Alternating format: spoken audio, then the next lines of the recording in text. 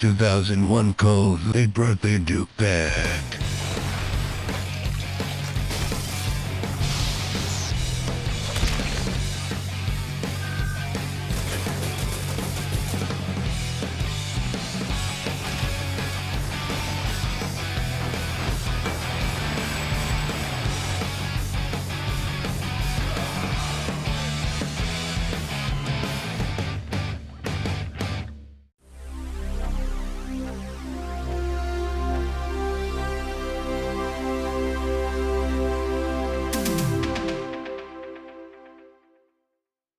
So traditionally, the On a CRT series has been about me showing a modern game in a new light.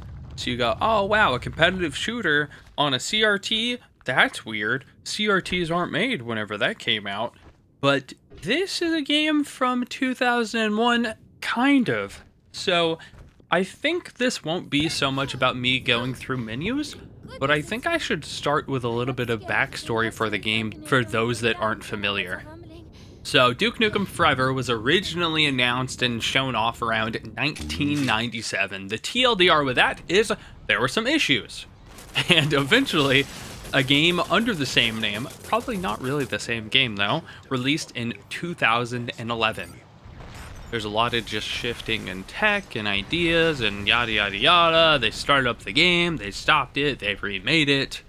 Things happened. But in May of 2022, this year, a leaked build of the game from 2001 showed up online. It was a really big deal. There were a bunch of games that leaked around that time, I think from the same person or group of people, and the TLDR with that is that fans under the name Mighty Foot Productions have taken that build and made it playable with some wizardry, and that's what you're looking at right now. The original leaked build was not like this. This is a lot better. Now, I do want to say, normally whenever I do these honest CRT videos, they're pretty easy to do. Like, I kind of just run through it, I play a little bit, you know, to show off the motion and how it really feels to play, and then I show off some settings. But for this, I actually kind of got stuck in a few parts of the game, which I think is funny because the parts that messed me up, I was just like, oh, here's a puzzle where I have to, like, close an oven to move on. Like, just silly little things that I kind of forgot that games had. Like, this was just more of a thing from older games, and even though I got stuck a little bit, once I figured it out, I was like, oh, ha, I get it, alright. Like, it was never anything frustrating or anything like that. It just kind of brought me back. Now, what you've been looking at here is the first slice of Duke Nukem Forever 2001, which basically just means Chapter 1 of the story is here. That's about 9 levels. There's a secret level, a test map, and even some multiplayer that comes with it. And how did they do all this? Well, it's running some custom Unreal Engine 1 and 2 functionality. I think they had to, I don't know if it's on 2 or if it's on 1, but they backported stuff. I know the original build had a bunch of weird tech stuff like that. There's also additions that Mighty Foot Production has made to the AI, the rendering, and more. They even have some recommended specs for a period correct machine, and then the modern ones, if you can guess. The recommended is Windows 10 or 11, a modern Intel or AMD processor, 8 gigs of RAM, any modern graphics, anything that can play DirectX 8, 9, or OpenGL, and 5 gigabytes of storage to be able to run it. But if you do want to know about the period correct one, it just says Windows XP or above, Intel or AMD processor at 2.4 gigahertz or higher, 4 gigs of RAM, video card with DirectX 8, 9, and or OpenGL compliant, with 128 megabytes of RAM and Pixel Shader 3.0. And an example they have here is an NVIDIA 6600 or an ATI X1300.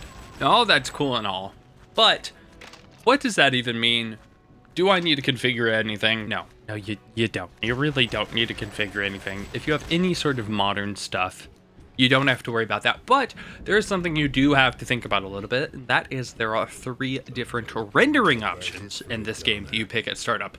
I am currently running DirectX 9. But what should you run? Well, let me run you through it. DirectX 8 has no major issues, but it does have slower performance than DirectX 9 because it's not their main focus. That could depend on what sort of system you're using though. You might get better performance on 8 versus 9. I'm assuming particularly if you have some weird older system. So unless you're having issues with DirectX 9, they recommend just don't use 8 at all. DirectX 9 is the recommended option at this current time. There's no major stability issues, and this should be the default one you use. It is also most flexible and compatible with modern hardware. And then the third one is OpenGL, which they are still actively tweaking. There is ongoing regular development with it, and it actually has the best performance of all of them, but there are some visual issues, some effects not rendering properly, and etc. They do plan on updating it, and they encourage people to test it if they want to, but again, the recommended is DirectX 9. So now that we've gone through all of that, what's next? Well, I recommend you go ahead and just go and download it. The place that I have been keeping up with updates on this project, and the place that I would go to find the download link, is DNF2000RP on Twitter. That is Duke Nukem Forever 2001 Restoration Project. I mean, the first one I give you is what you're going to want to actually type to get it, but so you can help remember it, there you go. That's what it stands for. So basically on there, you can keep up to date with all of the little tweaks and everything that they talk about. And you can find the ModDB link that they have on there. And the combination of the ModDB description plus the README file that it comes with is what I've been reading off to you in this video, kind of running through some of the stuff. And a lot of it was, you know, personal experience, me playing through this game a fair bit, a lot more than I normally do on these CRT videos, because this is a little different than that. Yeah, just go download it. It's like 2 gigs. It can run on pretty much any hardware. Absolutely recommend messing around with it. I mean, come on, it's free. This is a non-profit game. If you connect with them on social, they say in the README file, all feedback and suggestions will help us improve the game, and we'll be updating in the coming months with new fixes, updates, content, and more. Happy holidays from Mighty Foot production team, which of course is the group that helped to lead this effort. Everything here is a work in progress, everything's subject to change, and the project and the team behind it are non-profit and funded by love. Please support the Duke by purchasing his games on all the relevant platforms. Maybe try out the 2011 Duke Nukem Forever. They don't have that on there, I'm just saying. I've played it. It's alright. I mean, I never beat it, but I thought it was okay. This is definitely really fun. I'm going to jump into it a lot more. I recommend you do as well. It's so easy once you download it. Go through the README file, just become acquainted with everything. I know that I already explained pretty much all you need to know, but maybe you weren't paying attention, huh? There's going to be homework on this. You better be taking notes. And if you somehow weren't paying attention to any of that and you're paying attention now, go to the system file in the folder that you downloaded, and DukeNukemForever.exe will be sitting there waiting for you. And I'm waiting for you to subscribe. Please do that. Please tell me what else you want to see. Was this video helpful? Was there more you wanted to know? Was there less? Did I say too much? Did I spoil the game for you? Showing you the, I don't know, third part of the first mission? Was that too much, guys?